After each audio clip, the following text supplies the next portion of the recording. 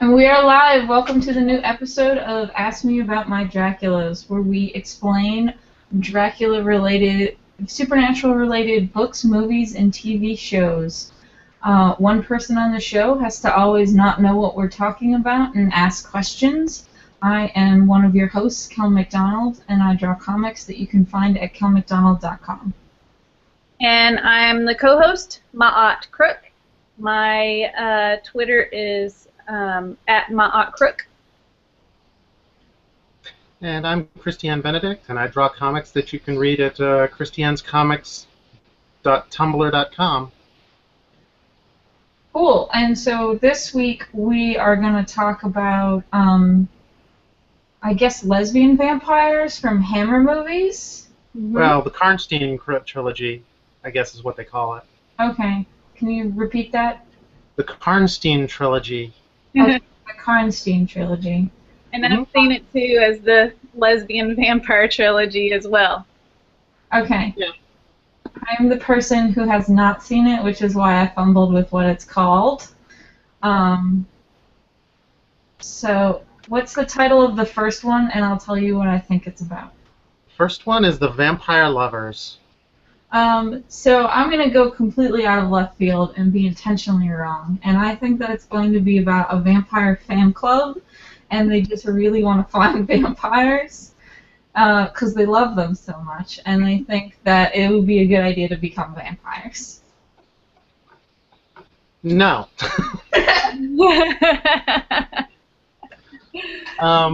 Vampire Lovers is actually Hammer's adaptation of Carmilla, the Sheridan Le Fanu story, which is about a woman. The vampire noblewoman who was taking the blood of peasants' girls to stay young, correct? No. That was Elizabeth Bathory. The Elizabeth Bathory myth is from the 14th century. Okay, they blur together in my head then. That's justified though, because Sheridan Le Fanu, the author of Carmilla, actually knew the Elizabeth Bathory myth and incorporated parts of it into Carmilla. But Carmilla is a story from the late 19th century. Mid-19th century. It was written about 20 years before Dracula. Okay. And Bram Stoker was known to have read it and been influenced by it. So, it's one of the foundational texts of vampire literature. It took a while for him to get around to movies, though, because, funny, it's about lesbians. And the Vampire Lovers Hammer film was done in 1970. Yes. It starred Ingrid Pitt and Peter Cushing, and it's actually really a pretty good movie, particularly for that period of Hammer films, because Hammer films were kind of in decline by 1970. They really weren't keeping up with the times, as it were. They were really kind of stodgy and old-fashioned. But that don't make them great. Yeah. I was looking back over the number of vampire movies that Hammer had actually made up until the Vampire Lovers. Hammer is known for making vampire movies, but they only made really 4 or 5 of them in the 1950s or 60s, and then between 1970 and 1976, when they went out of business, they made 10 of them. So, and part of that's because Vampire Lovers was actually a really big success for them. They made a lot of money on it. So what is the plot of Vampire Lovers? Do we just jump in and meet them here are vampires and they're hanging out, or is there someone who uncovers them and... It starts kind of interesting, where this man is looking through a little window hole thing in a castle.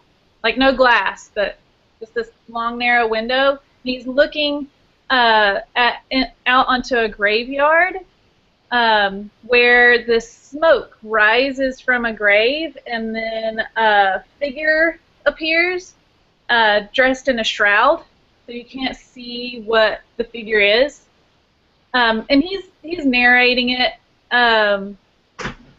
as the figure stalks off into the village and then kills this drunk guy. When the vampire we don't know it's a vampire quite yet. When the figure comes back from the graveyard, it's looking for a bit of its shroud so that it can go back to sleep after having its meal. And the man is waving the shroud in the window, taunting the figure to come towards him. And when it does get into the castle, then they do this pan thing from the feet up the figure, and it's a woman, all smiley, and I think she has really bright blonde hair. Yeah. And she smiles at him and then starts coming towards him, and he's kind of whammied, and she goes to bite him, but his cross touches her boob, and then he beheads her. And it's so awesome. Every time they do the beheading, it's totally a mannequin that they're beheading. Yeah, they did. The Hammer films were pretty much cheapskates. They didn't spend a lot on special effects. No, but it's awesome looking. Yeah, it is. Does the head just kind of like pop off, like it's in point there? It's almost funny. Well, Sort it's of, funny yeah. because it's so obvious it's mannequin. Yeah. So they try to trick you into thinking it's a dude, and then there's like a reveal that it's a lady. it even looked at one point like it was the actor who was. It was the same actor, the man in the window, and because you could see a little bit, and it totally looked like his nose. Did you notice that, Christy? Yeah. It's a weird kind of setup, but it's a weird film anyway because it sort of skips around.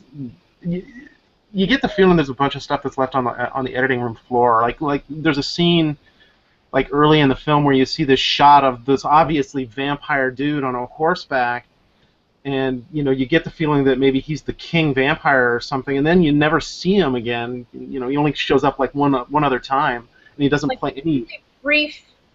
Like some event will happen, and then it'll flash to this man in the shadows kind of thing. Yeah, and it doesn't make a lick of sense. No.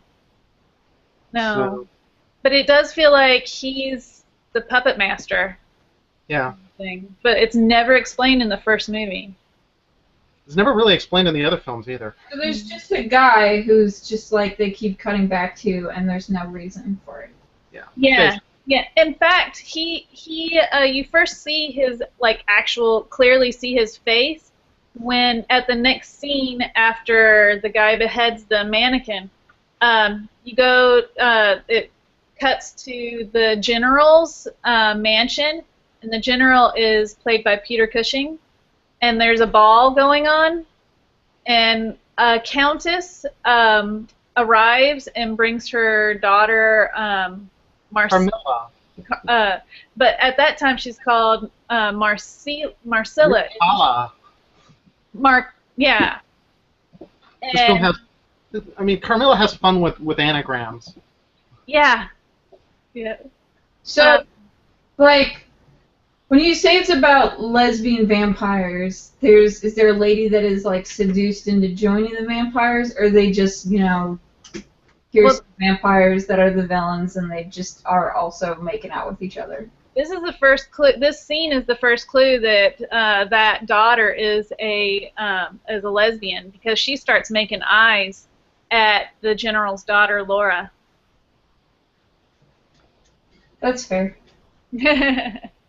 And Laura tells her dance partner, "I think that she's really smitten with you." And he says, "Oh no, she's looking at you." But it's like, no biggie. No one cares. Nope. Oh, so the man in the shadows guy, he shows up and talks to the countess, and it looks like he puts the whammy on her too.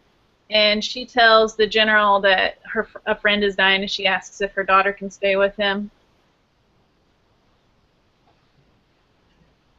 Huh. Okay. And then that night, Laura is attacked by this giant gray fur blanket, like a faux fur blanket. Is the blanket supposed to be like a wolf or something? A huge cat. Yeah. It's a huge cat. Yeah. And then the doctor blames it on bulimia, and his explanation of bulimia is by not eating because you're too busy talking about boys. I feel like he needs to, like, go back to medical school. Also, the fact that a cat is attacking you because of bulimia seems like a weird jump. And, you know, because cats love to eat bulimic people. There's a lot of gaslighting in both the first and the second movie. No wonder they all went off to be lesbian vampires.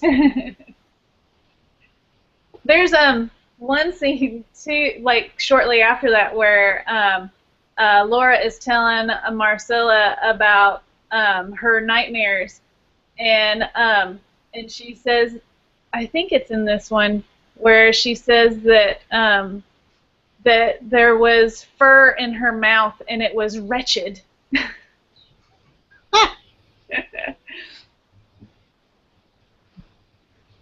Okay, so that has nothing to do with lesbianism at all, does it?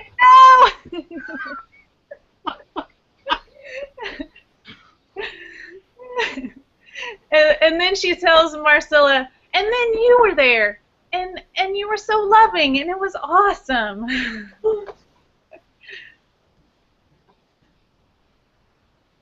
All right, so yeah, she's sick.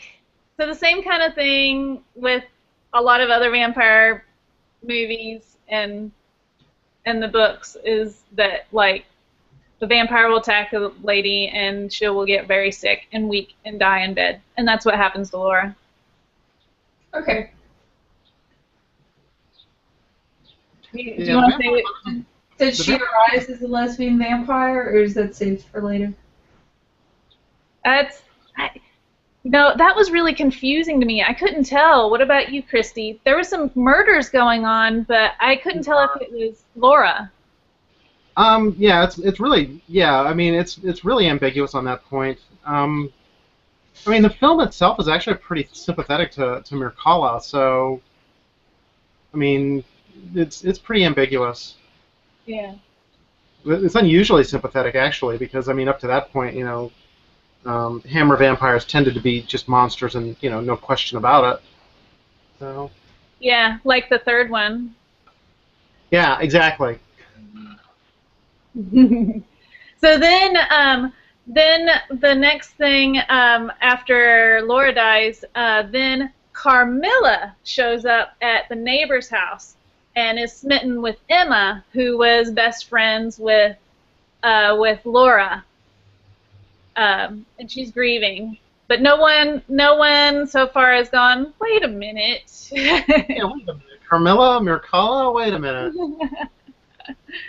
And oh my goodness! And one of the first things that Carmilla does with Emma is convince her not to wear a bra, not to wear underwear, and just to wear her very sheer dresses with nothing on underneath.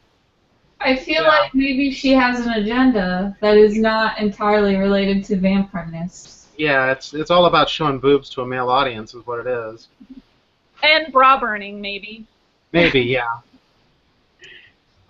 So, and then she comes down to dinner dressed like that, and you can see everything. You can see bush, you can see nips through her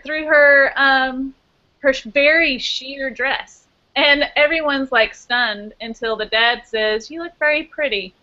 You look very pretty with your tits hanging out for everyone.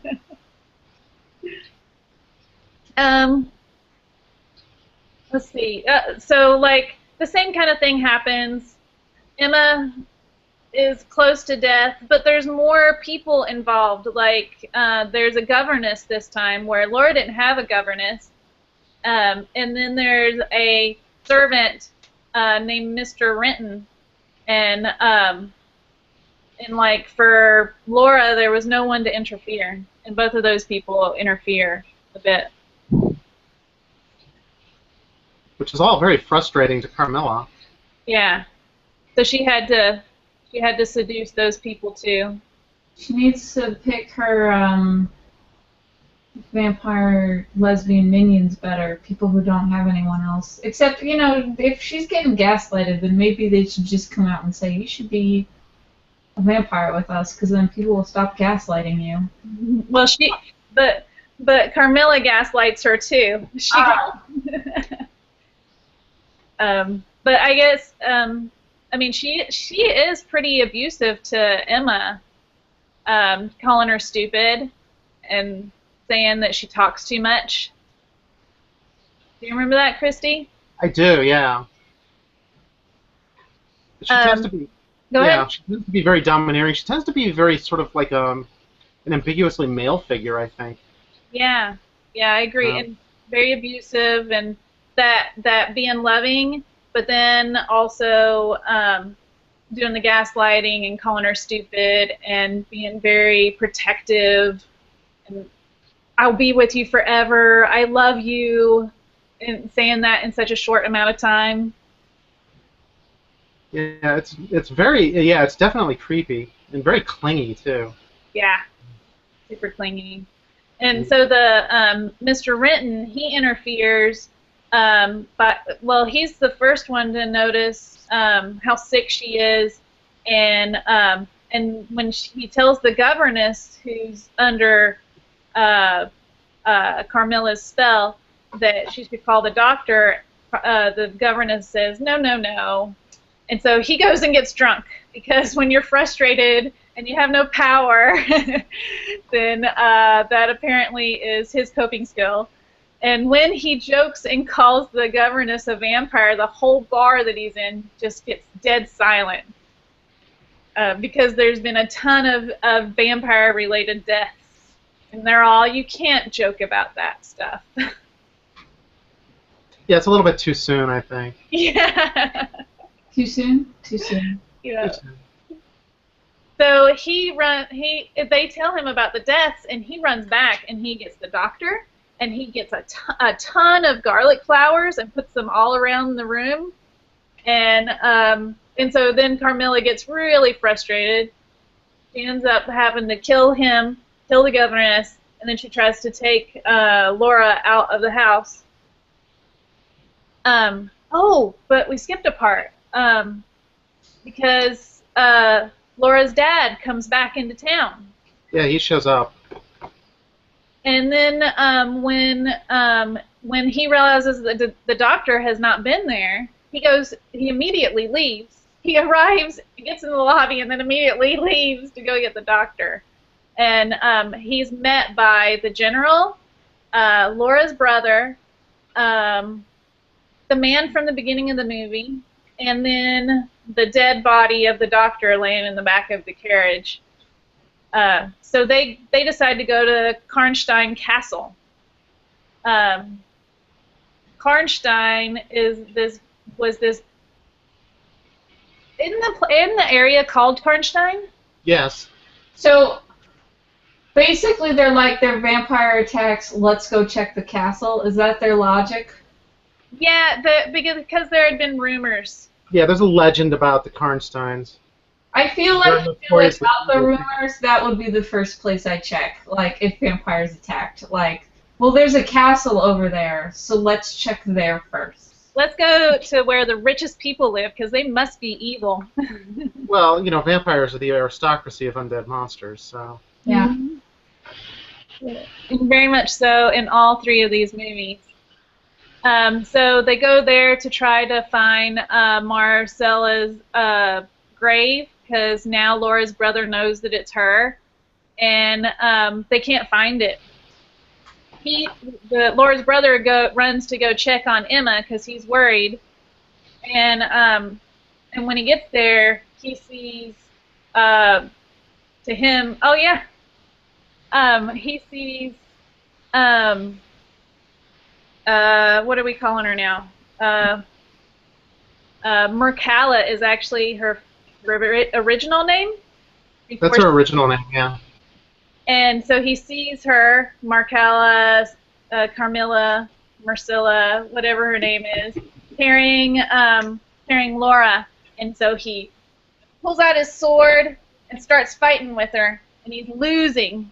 And then he pulls out his dagger and holds it up like a cross. I thought that didn't work, but apparently it does work. Yeah, apparently so. And then Mercala just fades away. And she appears at Karnstein Castle, where the general and et al. Are at. And they follow her to her grave, where they stab her with a stake in the stomach. Because that's where your heart is located, apparently, in Hammer films. I've noticed that, like, it seems like a lot of vampire movies in the 70s don't know where a heart is. That's true. And not only that, but it's so random in your body that you can just trip and fall on, like, a broken wagon wheel, and just sort of impale yourself and and hit your heart. Like, that happens in one of the Dracula films. Dracula falls down in the Dracula films a lot. Kills himself. I also noticed that detail is wrong in what's that soap opera called? Dark Shadows? Dark Shadows. Yeah, Dark Shadows. Yeah. Those vampires also apparently have their heart in their stomach. I was born in '72. I don't remember thinking that that hearts were located in your stomach. It was, yeah. Maybe it was a '70s thing I wasn't aware of. So the movie ends with her being decapitated, and then the portrait of her that's still hanging in Karnstein Castle turns from her beautiful self to this sunken-faced vampire. Yeah, because they've obviously mistaken this for the portrait of Dorian Gray. Well, Dorian Gray, the picture would be getting older when she doesn't, but... Right. Well, I don't actually think the people at Hammer actually read their literary sources anyway. Yeah. So it's it's whatever they thought up on the lot while they were drinking or something. So yeah, The Vampire Lovers was a big hit for Hammer actually. They made a lot of money on it, and then they started making a bunch of other lesbian vampire films. Because in addition to the Karnstein trilogy, they also made like Countess Dracula, and then there was a sequel to that. And there were a bunch of imitators that came to market almost immediately afterwards, like the Velvet Vampire, which is an American film, and Daughters of Darkness, which is Belgian, and I mean, it was just a plague of lesbian vampires. It's like they all came out of the closet at once. It was awesome. It is awesome. The scenes where Mercala is biting Laura and Emma are pretty steamy. Yeah, they are. Which is unusual for Hammer films anyway. I mean, they were getting into the soft porn market because they were losing a lot of market share. So the thing about it is it's a pretty moralizing film too, because I mean the Hammer vampire films are, I mean all of them, including the Dracula films, all like locate horror and female sexuality. It's like that is the root of all evil, and we must stamp it out with patriarchal authority, and we'll impale women with this substitute phallus to enforce it. So. Mm-hmm. Yeah, it did feel like Mercala represented the gay agenda. Oh, God, yeah. So I have a question about Hammer vampires in general. In the original Dracula, there's a little bit of dark foreigners are coming to seduce and corrupt our poor innocent women. Is that also in the Hammer films, or? Oh, absolutely. I mean, the common, and you see it in this film too, is the common plot construction for a Hammer film or a Hammer vampire film is the vampire shows up, corrupts a secondary character, and turns her into a vampire wanton. It's always women. He never corrupts a secondary male character, or she in this case. and then the heroes wind up destroying that character, but the vampire has gotten to the virtuous heroine, and so that they have to actually scramble to redeem her before that she turns into a vampire. And you see it in you definitely see it in Dracula. Like the dark foreigner part. Yeah, absolutely. In this case, I mean, the Mercala was a local, but she was still She's still an other. Yeah, she is. And she still had a different accent. She was the nobility. I thought the lust for a vampire was even more steamy than Vampire Lovers. So is that the second one? Do I need to say what I think the second one's about? Okay, yeah. Lust for a vampire, yeah. Okay, lust for a vampire is someone who really wants to have sex with vampires.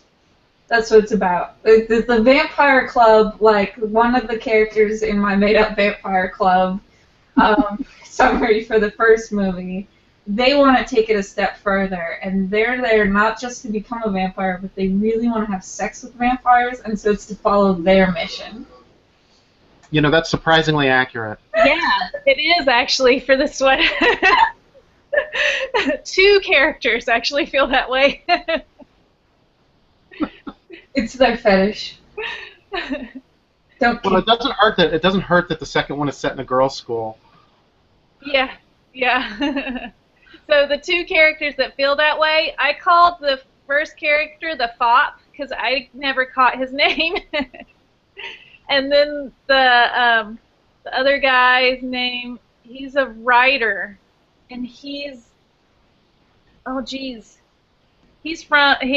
the son of some real life writer that I can't I can't remember his last name, but I just call him the writer. Do you remember, Christy? It's been a while since I've seen it. I don't remember names, but there is the Internet Movie Database, so we can look it up. That's true. But yeah, Carmilla shows up at a girls' school in this one. I feel like if you're looking to recruit lesbian vampires, that's a good place to start because statistically, there's got to be a few lesbians in that school. It's directly located next to Karnstein Castle too, isn't it? It's not in Karnstein Castle, right? No, it's in like the next province over. So I wonder if it's Emma's old house, because it's supposed to be 40 years later. Anyway. Or maybe Carmilla opened it just to have it nearby. Oh, she didn't open it. Someone else, some other people opened it, and later on, the Countess brings her to be a student there. Okay. The author's name is Richard Lestrange, which is such a horror movie name. But his dad was named something else, too. It starts with a T. Anyway, he's the son of a famous author. Yeah. So when he goes to when he happens upon the school, he is really struck by Mercala, and she actually goes by that this time. Yeah, that's what. Yeah, she switches names pretty much regularly. So. And he's also smitten by the gymnastic instructor. Like you do. Oh my gosh, she's very flexible.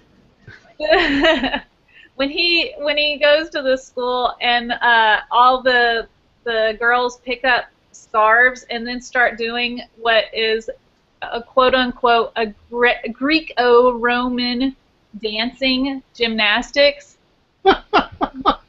I laughed out loud. Does these gymnastics, are they gymnastics from the island of Lesbos? Yes. Perhaps, yes. I don't remember if there's a poetry class, but by God, there ought to be. Yeah, I don't remember either. Anyway, so he's smitten by her, and he tricks the new English teacher. He bribes him with a trip to Vienna so that the writer can stand in for him and be the English teacher, so he can be close to Mercalla. Oh my goodness! And like right away, when Mercalla arrives at the school, her and her roommate totally like her roommate gives her a very sensual massage and then starts kissing on her neck. I was all like you do. Yeah. I mean, so much of this film just follows naturally from being in a school for girls. Mm-hmm. Yeah. Again, very, very blonde actress playing Mercalla. There are no people of color that I could tell in either of the first movies, the first two. There are. There is one in the third movie, though. Yeah, just one. Just one. Just one. We'll get back to that when Gotta save all the black people for their Blackula movie. Yeah. Well, that was a different studio in America, but yeah. So the fop falls like the fop is when Mercalla starts killing people, like her roommate that she went skinny dipping with in the lake. When she kills her, the fop throws the dead student in a well. All right. That And seems like not a very good place to hide a body. I feel like people will notice it. Yeah, this water's a little bit off, isn't it? This water tastes really funny. Mm-hmm. The gymnast and the governess wants to cover it up and just wants to explain it away. She doesn't want any bad coverage on the finishing school, so she says, let's not call the police. The gym instructor, though, she's pretty upset, and she finally says, okay, I'm going to give you 48 hours. I feel like the governess or whatever has very bad priorities. Yeah, she does. I think most people in this film have really bad priorities, quite honestly. Yeah. Including like the filmmakers themselves. I feel like the vampire has pretty good priorities, like get lesbian vampire recruits. Yeah. That's a very clear and direct goal. Yeah, like she wants companionship. Only she's being a killer to do it. The fop knows that she's a vampire, and he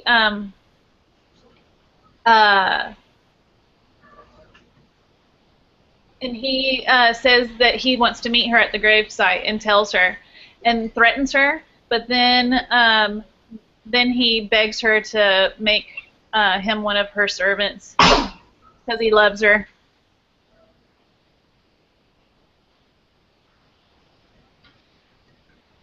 But she kills him instead, and then when the writer finds all of his diaries about Mercalla being a vampire, then the writer says, I love you, I want to be with you, I don't care if you're a vampire. And she's all, but if we make love, you'll die. And he said, I don't care. We can get past this. These guys maybe should stop hitting on lesbian vampires. Yeah, that sex scene seemed very much like, I'm a big hetero man, I can change you. And then she ate him. Nope, she doesn't bite him. It's very clear that he is doing things beyond the belt. I don't know how much we could say. You can see from her belly up, and she's just making faces and getting cross-eyed. She actually, I'm not joking about that. She gets cross-eyed, and then she cries, but she doesn't bite him. I'm disappointed in this lady now. And then when he arrives, all glowing from just having sex, he goes home, and the gymnast instructor is there, and she tells him about all the weird things that are going on, and she says something about Mercalla, and he's all, leave Mercalla out of it. And when she leaves, he falls asleep because he's exhausted. But he has conflicting dreams, flashes between Mercalla and the gym instructor, flashes between her glowy sex face and all the murders going on. And when the gym instructor leaves, she leaves pissed off, and apparently she called the police. And the police inspector the next day is at the finishing school, harassing the governess, who is very flustered. And the actor is the actor that played Mr. Renton in the previous movie. He's actually in all three. I didn't notice if there was anyone else in all three. Actually, there are a couple of people that are in all three. Oh, really? But they're just reusing actors. These people aren't the same person. No, they're not the same characters, usually. Ralph Bates' character was supposed to be the same character as Peter Cushing's character in the first film, but Peter Cushing couldn't do the film because his wife died while they were going into production, so they replaced him with Ralph Bates. So. And he's the man in the shadow, which, when you look at the credits, his name is Count Karnstein. So he's Mercalla's dad. That's a different character. That's Mike Raven. Oh yeah, you're right. That's right. So who was Peter Cushing supposed to play? He was supposed to play the Barton. Gilles Barton was the name of the character. Which one's that one? He's sort of the savant that knows how to kill vampires. So. Okay. I can't remember. But I mean, you know, Ralph Bates' heart really wasn't in the role. I don't think he didn't like making the movie at all. I wonder why. According to him, he felt that the director was he felt that it was the worst movie that he'd ever been in. Oh wow. The second or the first one? This is the second one. Okay. And that's actually not the only time that an actor has felt that about a film directed by Jimmy Sangster, who directed Lust for a Vampire. Wow. It happened on one occasion. I think Pia Zadora called him the worst director in the history of directors after making The Lonely Lady with him. Wow. So he's popular. Right. So this dead student's still in the well. She's still missing, and nobody's called when the police officer arrives, he threatens the governess and tells her that she has to at least write a letter to this poor student's dad. And when she does, the father arrives pretty quickly. And when he arrives, there's apparently been a whole funeral. Because the police inspector, when investigating, went into the well and found the dead body, and Carmilla's aunt or mom, the countess, arrived at the same time and had the police inspector killed. So when the father arrives, there is a grave, and his dead daughter is in the coffin. But when they looked at it, she had 2 holes in her neck. And so the whole town gets pitchforks and and torches, and goes to go kill. Goes to the castle because that must be what's going on. That the Karnsteins are back again. It's 40 years later. They come back every 40 years.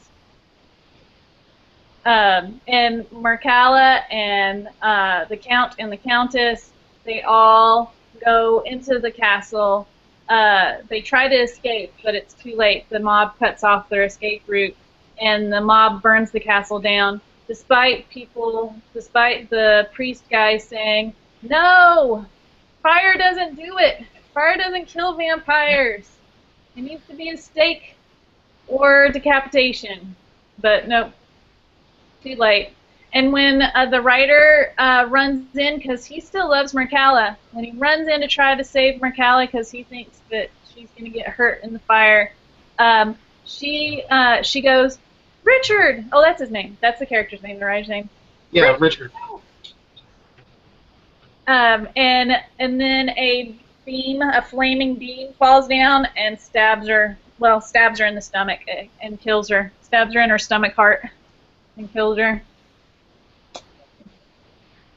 And then the film ends there with the writer in the arms, having been rescued, in the arms of the gymnastic instructor, going, "Oh, I love you now." He's a fickle man. Very fickle. It's like the first film is all, "Watch out, lesbians will take your daughter." And this one's all about, "Watch out, lesbians will confuse heterosexual men." But is that really confusing them? Because they still want to fuck ladies. Yeah, that's true. No, it's all about, lesbians are a challenge for the virility of straight men. Yeah. It's like, I can turn you into an upstanding straight woman. Yeah. With the power of my penis. Yeah. Which didn't work. No. Because behind his back, she was still sucking on ladies' necks and boobies. That in all really, who wouldn't, Yeah. In all three of these films, most of the time when a woman has been bitten, it's right in the boobie. Well, where else is she gonna get bit? Well, I'm thinking like on the femoral artery right in the inner thigh, maybe. Oh yeah. Like in The Hunger. Yes. That's also in True Blood. Oh yeah. Because that is the awkward scene where my dad walked in on me watching True Blood. It is burned into your brain. Jason Stackhouse going down on a lady, and then he pulls away because he sees bite marks on her inner thigh, and is all like, "You been having sex with a vampire?"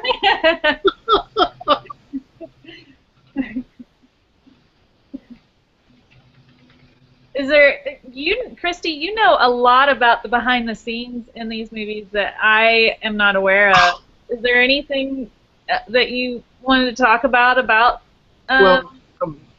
last one?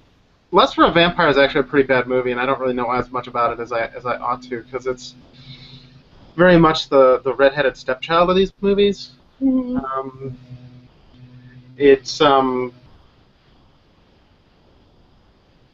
I know that it didn't make nearly as much money as the first one did, and whenever that happens in series, what the Hammer guys instinctively did was, okay, we're going to cut the budget for the next one, which they did. Twins of Evil had the lowest budget of all three of the films, and yet they still had the money to pay Peter Cushing. Yeah, because Peter Cushing comes back, but as a different role, of course. As a different character, yeah. So do you want to say what you think Twins of Evil is about, Kel? The Twins of Evil is about the twins in the movie The Shining. That would be awesome. Yeah. It's mostly about the centerfold twins from Playboy, actually. So I was gonna say the twins from Shining. It's all about the tragedy of how no one will play with them in that creepy hotel. That's what Twins of Evil is about. That's surprisingly close to the plot of Twins of Evil. Not really. Not really this time. You got it pretty close, spot on for the second one, but not for this one. Yeah, I mean, how can you do the title like Lust for a Vampire, though? There's only so many things that Lust for Vampires could be about, or... I wouldn't have guessed groupies wanting to have sex with... Well, I guess so. Twins of Evil does have twins in it. It does have twins in it. And they do have dark curly hair, like the twins from The Shining. And they have boobs. Unlike the twins in The Shining. Yeah, all of these movies are about boobs. I recently learned that the kid in the movie The Shining, they did not tell him he was making a horror movie. Oh my gosh. That seems more traumatic. They're like, you know, you just ride your bike down this hallway and then you're going to see these twin girls and then you're going to drive the other way. Huh. That seems Anyways. like worse, way more traumatic than just letting the kid know. Anyway, these twins These are centerfold twins.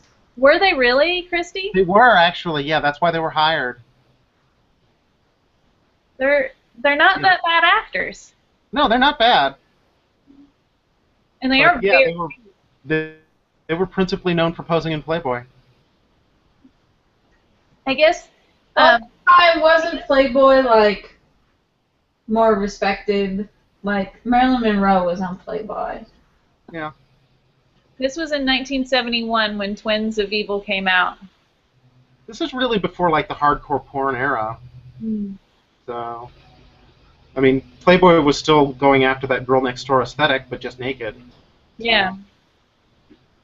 I guess you're pretty sure that they wouldn't mind getting naked. Yeah, I think that was one of the other reasons that they wanted to hire him. But yeah, Twins of Evil is a weird movie, though. I agree. Because it wants to be, you know, a standard Hammer vampire movie, but it also wants to be Witchfinder General, which is a film that Vincent Price starred in a couple of years before it was made. Ooh. So and Peter Cushing's character is totally a riff on Vincent Price's Matthew Hopkins, who was the character in Witchfinder General. Because this is really a movie about as much about witchcraft as it is about vampirism. So. Yeah, it's very much about witchcraft, and the only similarity is that it does have Karnstein Castle, but this time there's a living count. He's not already a vampire. And he's a devil worshipper. Yeah, who gets really frustrated and calls people charlatans when they try to do. Yeah, they raise the devil with like try to raise the devil with a bunch of dumb show, and it doesn't work. And he's like, charlatans, get out of here, get out of my sight. Yeah, and then he says, but not you, to the lady laying on the bed, or not on the bed. Like she could get up, she was tied down. You stay there. You can leave her. And I thought that he was going to do it just because they had already established at the beginning of the movie that he's kind of he was having sex with one of the women that was suspected of being a witch by Peter Cushing, because he's the leader of the witch hunters. And one of the other witch hunters is the same actor that played the police inspector and Mr. Renton. Well, that's how we know that he can switch identities so easily, is because it helps him with witchcraft. So, so I thought that he was just going to have sex with the lady laying on a coffin, but no, he ends up stabbing her, killing her. As a sacrifice to his Dark Lord. Yeah. And when he says Satan, he calls for Satan a bunch of times, and then gets really sad and depressed when Satan doesn't show up. Listen, he was told that if he did all these things, he'd get to meet his idol. But what he doesn't know is while he's being sad and depressed, smoke rises from the coffin that the dead lady is laying on, because so smoke rises. The blood has seeped into it. Yeah, blood had seeped into it. And then this shrouded figure appears, which is a callback to the first one. And then that shroud comes towards him, and he's all, he gets a pretty awesome scream face on. And then it turns out to be Mercalla. Cool, we missed her. Yeah. And she ends up turning him into a vampire. And in this movie, the vampire theme they introduced that wasn't in the first two was that you can't see vampires in mirrors. So that's going to feature pretty heavily in the movie. Oh, and they had sex on a gray faux fur blanket. Good. Obviously, the cat from the first film. Yeah. And she tells him that that if he gives his soul to the devil, then he'll become undead like her, and she bites him. And then she never shows up again in the rest of the movie. What? Yep. I feel ripped off now. And then As well you should. What'd you say, Christy? As well you should. I mean, the Hammer films were good at bait and switch. Yeah. And for it kind of seems like they're all, let's finish the trilogy, but I'm kind of bored with it, so let's just have a sprinkle here and there of the, let's not have the dead count and countess in it. Let's not do a lot of this stuff. Let's not do any of the stuff we promised in the first film. Mm-hmm. I So would be really upset if I went to this movie expecting the first two movies. yeah, it's not like that at all. It's mostly about killing, burning women alive at the stake. There's a lot of that. I wish I had thought to count how many people are killed at the stake. Yeah, this is a film that has two villains in it, really, because Peter Cushing is not like a sympathetic character. He's like a fanatic. So. And then the Count, who is the noble jerk and womanizer, and now Satan worshiper and vampire. So, yeah. Then we meet the twins, Frida and Maria.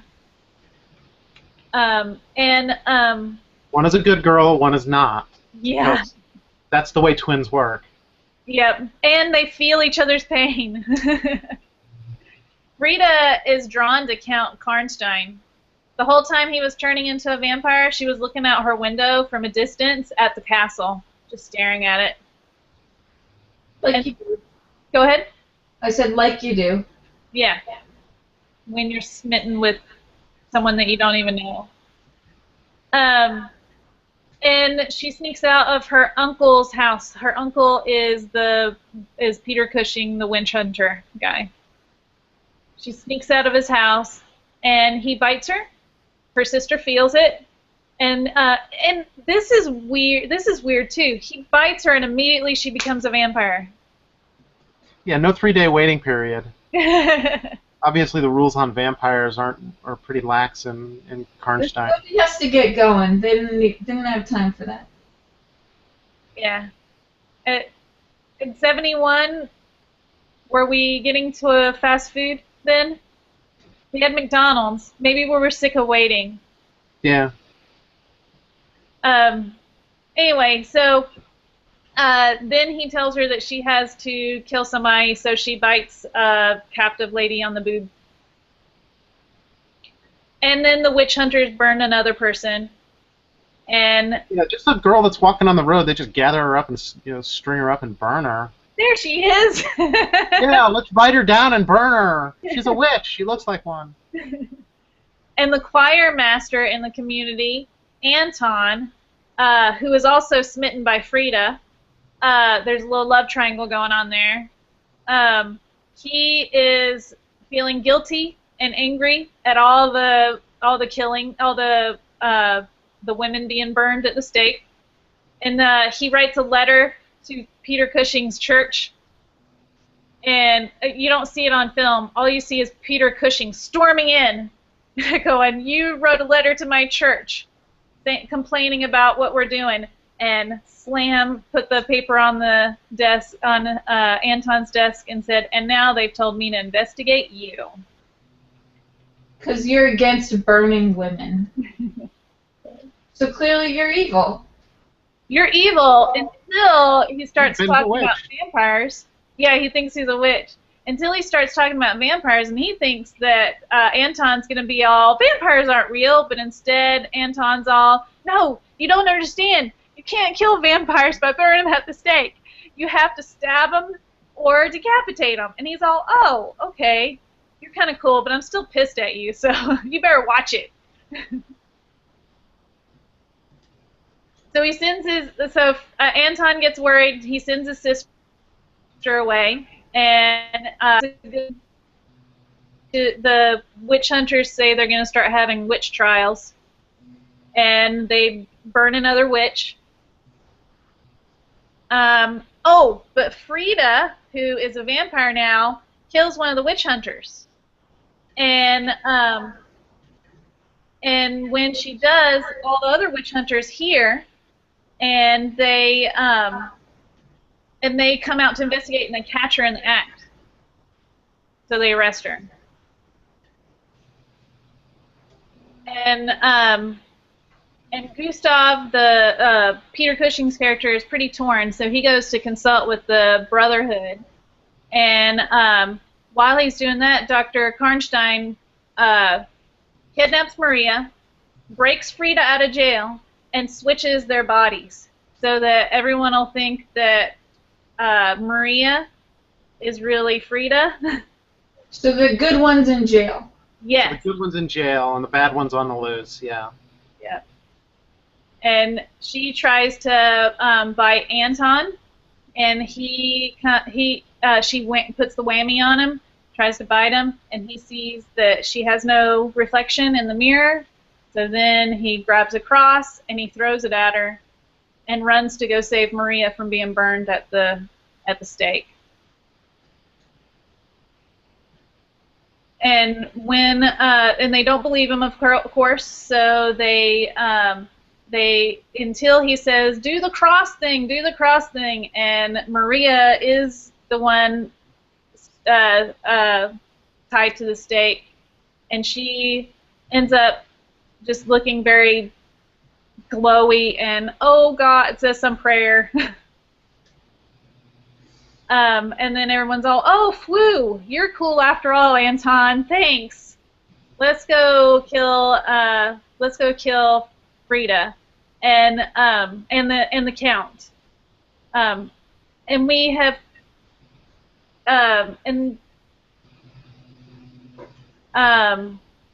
they form this big giant mob, and then Count Karnstein's servant runs in. He is the only, this is who we were talking about earlier, the only black character in any of these movies. The only person of color at all, it seems like, in all these movies. And do you want to guess how many speaking lines he has, Kel? 2. He has 0. He's a mute. Oh, wonderful. And he pantomimes stakes and crosses and torches and not torches. And axes. And Count Karnstein, who was feeling all cocky before, "Ha ha ha! This mob's gonna try to burn us. We're fine." When his servant Joachim comes in and pantomimes all that, then he was all, "Oh shit," and tries to run away with Frida, who first he slaps for some reason because it's her fault. And they go into the sewers and come out at the cemetery, and he makes Frida go out first because he's afraid of being killed in case there's a mob out there, and she is killed by her uncle. Does that kill the good one too? No, she was actually the vampire. Was killed. Yeah, Anton actually manages to save her. You said that they feel each other's pain, so I was just wondering. Marina did feel it, and so she runs to go check on her sister, and that's when the Count kidnaps her. And Peter Cushing tries to redeem being a jerk the whole time and tries to save Maria. He throws an axe at the Count. If you have a weapon, don't throw it. You're gonna miss most of the time. And he misses, and but the Count is a vampire, so when Peter Cushing's character missed, the vampire picked up the axe and did not miss, and totally killed Peter Cushing's character and threw him over the railing.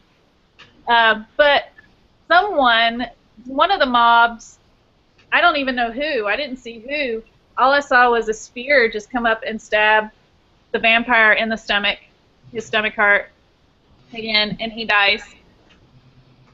And then Anton and Maria hug, the end. Yeah, these movies end really abruptly, don't they?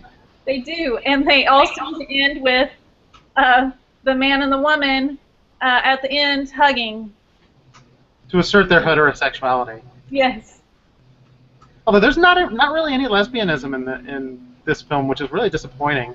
None of it. Did they get a lot of flack for the lesbians in the first one?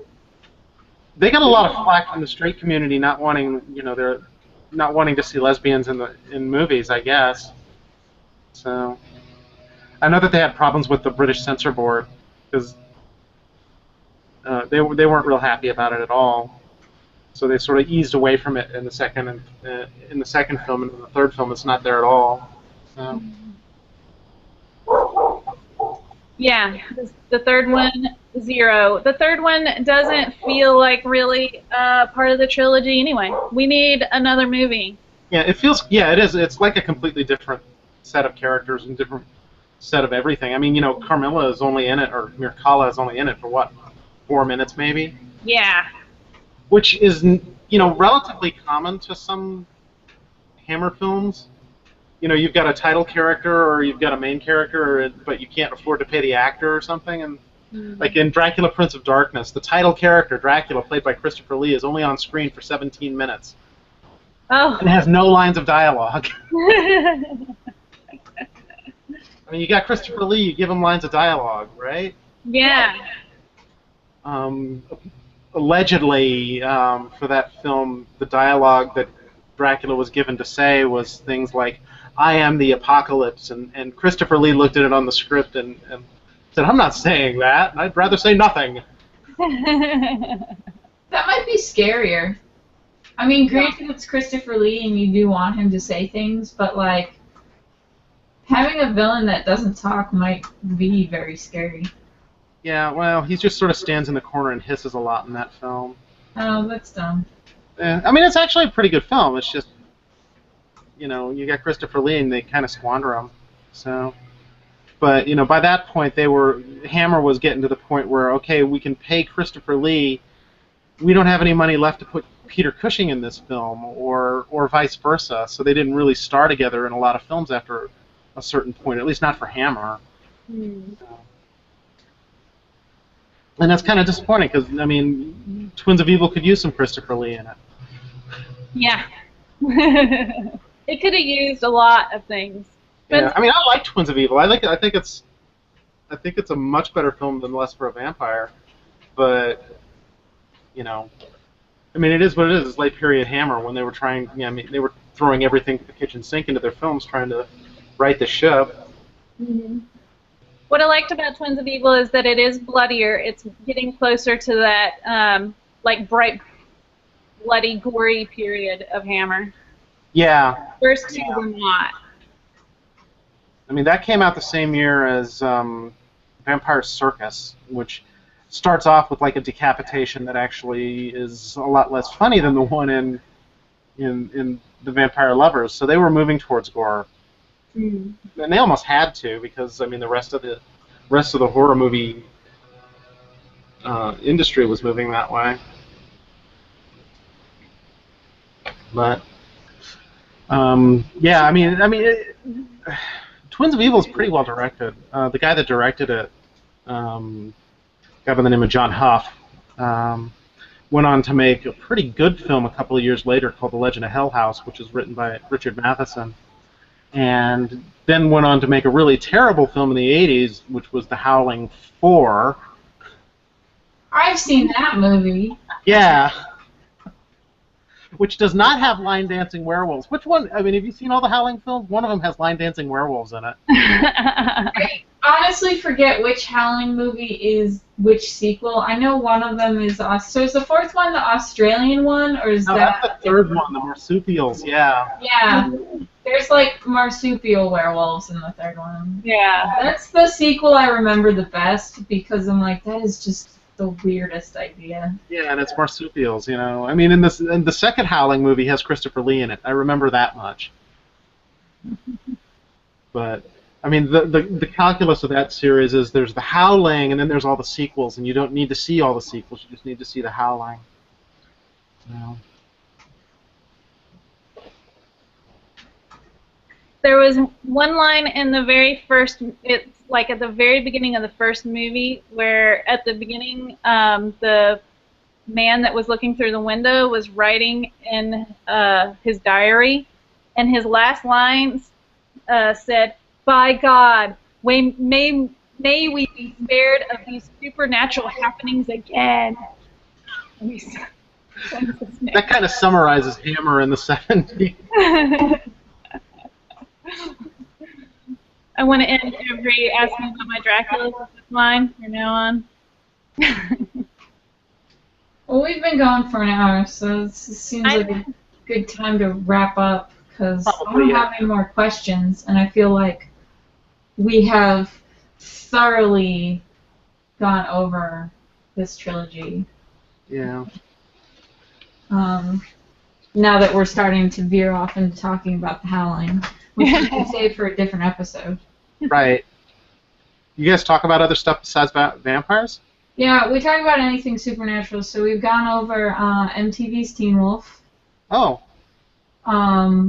Which is a shonen anime but live action, was our assessment of it. Because the werewolves get stronger due to the power of friendship. That's awesome.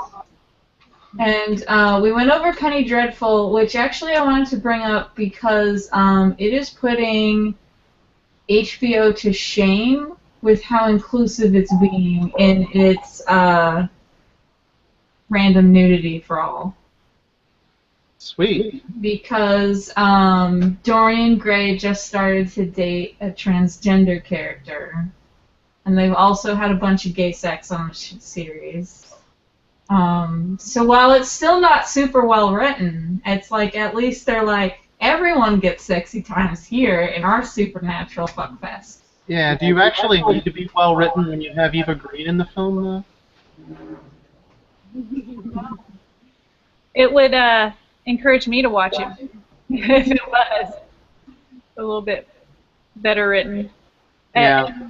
And had I not been the one who didn't know about Penny Dreadful and was being told about it on Ask Me About My Draculas, now I'm all, no. I have not watched it since then. I saw the first episode and haven't been able to get into it since then. Yeah.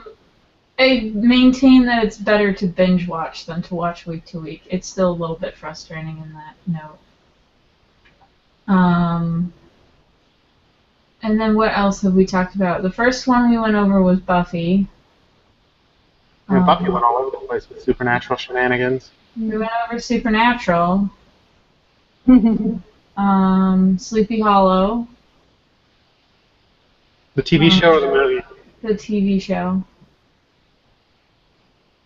I don't really remember the movie all that well. Mm. It's Tim Burton being Tim Burton. Or the one that is apparently the most watched is Hemlock Grove, which was just me being angry about Hemlock Grove and how bad it is. God, Hemlock Grove was awful. Yeah. So that we're gonna talk about an anime called Is This Zombie? And that's the one I told Ma'at before the show, like, don't watch it, it's really bad. Not a problem.